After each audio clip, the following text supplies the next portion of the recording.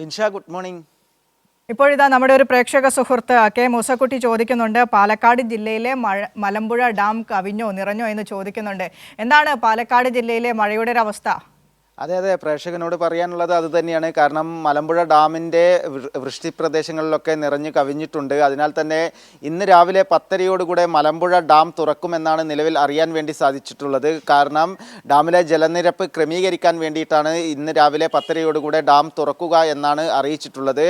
അതുപോലെ തന്നെ പാലക്കാട് ജില്ലയിലെ മറ്റ് ഡാമുകൾ ശിരുവാണി, അതുപോലെ തന്നെ മംഗലം, കാഞ്ഞിരപ്പുഴ ഡാമുകളൊക്കെ ഇന്നലെ സ്പിൽവേ ഷട്ടറുകൾ ഉയർത്തിയിട്ടുണ്ട്. അതിനാൽ തന്നെ പുഴകളിലൊക്കെ വലിയ രീതിയിലുള്ള ജലനിരപ്പാണ് ഉണ്ടായിട്ടുള്ളത്. അതിൻ്റെ ഭാഗമായി ഭാരതപ്പുഴ, കൽപ്പാത്തിപ്പുഴ, അതുപോലെ തന്നെ ചിറ്റൂർ പുഴ തുടങ്ങിയ പുഴകളിലൊക്കെ ജാഗ്രതാ നിർദ്ദേശവും തീരത്ത് താമസിക്കുന്നവർക്ക് ജില്ലാ ഭരണകൂടം നൽകിയിട്ടുണ്ട്. ശക്തമായ രീതിയിൽ തന്നെ ഇന്നലെ മഴ ഉണ്ടായിരുന്നു. എന്നാൽ ഇന്നലെ ഓറഞ്ച് അലേർട്ടാണ് പാലക്കാട് ജില്ലയിൽ ഉണ്ടായിരുന്നതെങ്കിൽ ഇന്ന് മഞ്ഞ അലേർട്ടാണ് ജില്ലയിൽ പ്രഖ്യാപിച്ചിട്ടുള്ളത്. മാത്രമല്ല ജില്ലയിലെ വിദ്യാഭ്യാസ സ്ഥാപനങ്ങൾക്കും അവധി പ്രഖ്യാപിച്ചിട്ടുണ്ട്. പ്രധാനമായും പറയേണ്ടത് പ്രൊഫഷണൽ കോളേജ് ഒഴികെയുള്ള വിദ്യാഭ്യാസ സ്ഥാപനങ്ങൾക്കാണ് പാലക്കാട് ജില്ലയിൽ അവധി പ്രഖ്യാപിച്ചിട്ടുള്ളത്. വലിയ രീതിയിലുള്ള ഒരു നാശനഷ്ടങ്ങളോ അല്ലെങ്കിൽ ആശങ്കപ്പെടേണ്ട ഒരു സാഹചര്യം പാലക്കാട് ജില്ലയിൽ നിലവിലില്ല.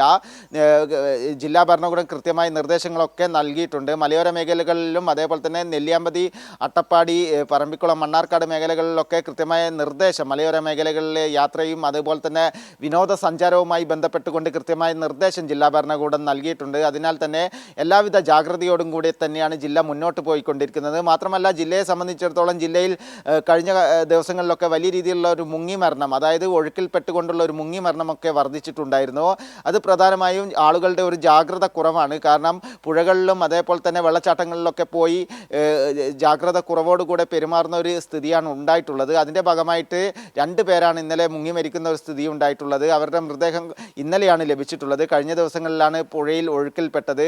50 കിലോമീറ്റർ, അതായത് ഗായത്രി പുഴയിൽ ഒഴുക്കിൽപ്പെട്ട ആളെ ഭാരതപ്പുഴയിൽ നിന്നാണ് കിട്ടിയത്. അതും പട്ടാമ്പിയിൽ വെച്ച് 50 കിലോമീറ്ററോളം ദൈർഘ്യത്തിലാണ് ഈ മൃതദേഹം ഒഴുകിപ്പോയത്. 3ാമത്തെ ദിവസമാണ് യുവാവിൻ്റെ മൃതദേഹം, പ്രണവ് എന്ന് പറയുന്ന യുവാവിൻ്റെ മൃതദേഹം ഇന്നലെ വൈകിട്ടോടുകൂടെ കണ്ടെത്തിയിട്ടുള്ളത്. അതിനാൽ തന്നെ കൃത്യമായ ഒരു ജാഗ്രതാ നിർദ്ദേശത്തോടുകൂടെ ജില്ല മുന്നോട്ട് പോകണമെന്ന് ജില്ലാ ഭരണകൂടം നിർദ്ദേശം നൽകിയിട്ടുണ്ട്. വിനിഷ.